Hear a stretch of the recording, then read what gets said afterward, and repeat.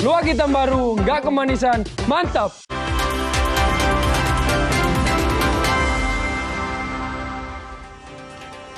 Rumor soal John Hartman akan melatih timnas Indonesia kian santer terdengar, saudara. Kabarnya mantan pelatih Kanada ini rela menolak tawaran dari timnas Jamaika.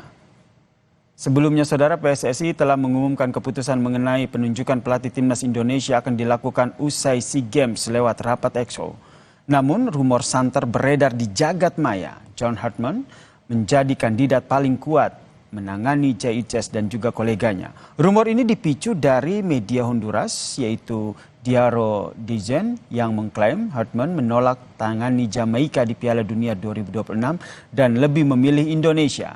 Kabar ini begitu kencang di media sosial, saudara. John Hartman memang terkenal sebagai pelatih yang visioner. Pengalamannya menjadi ahli pikir strategi Kanada juga begitu spesial.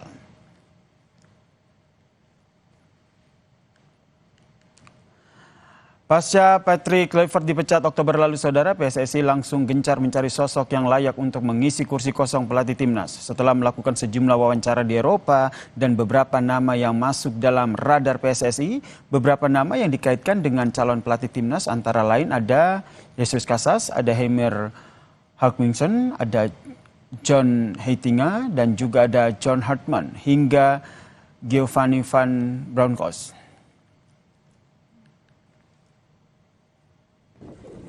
Pertanyaannya, seberapa kuat peluang John Hartman ini menjadi pelatih timnas Indonesia?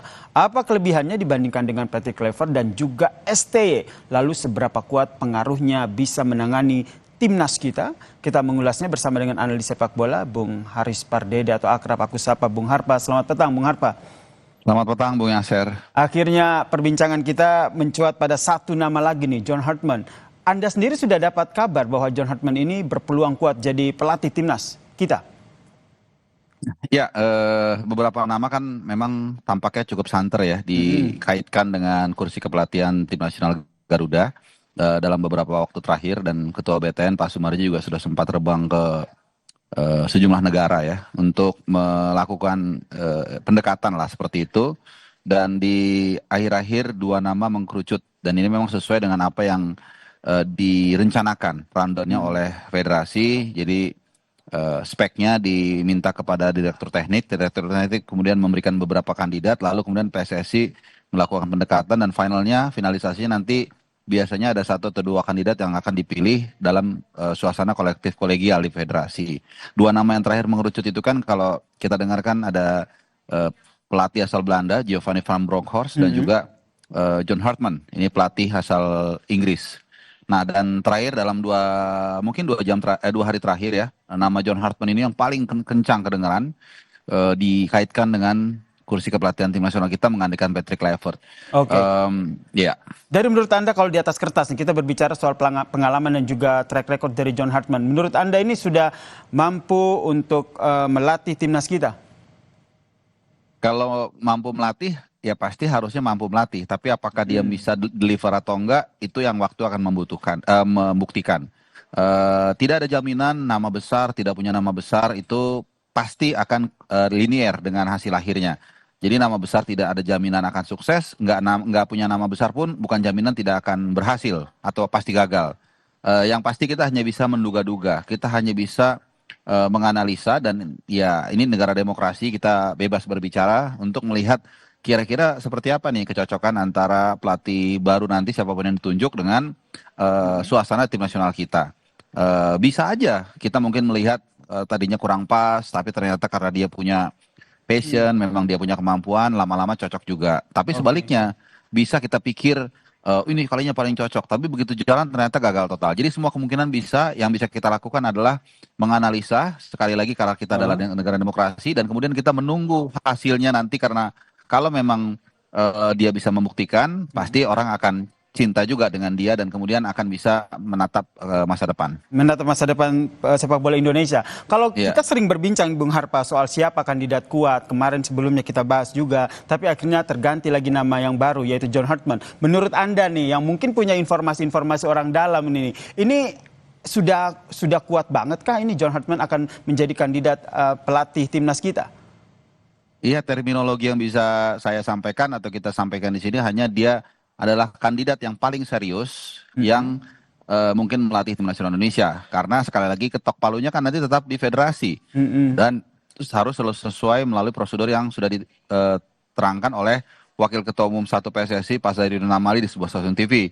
Ya prosesnya seperti yang saya katakan tadi. Kalau itu udah ketok palu ya berarti sudah resmi gitu. Karena kita hanya bisa menduga, hanya mendengar segala macam kan bisa aja berubah. Kan itu nggak pernah segala sesuatu bisa berubah dalam waktu hitungan jam gitu. Jadi ya kabarnya kemarin sudah ada rapat atau pertemuan Esko PSSI. Salah satunya adalah mencoba untuk mendorong salah satu kandidat pelatih tim nasional kita yaitu John Hartman. John Hartman ya. Kalau bisa minta nih analisis dari Anda, kira-kira yang menjadi alasan atau kelebihannya deh dibandingkan dengan pelatih sebelumnya Patrick Kluivert ini apa?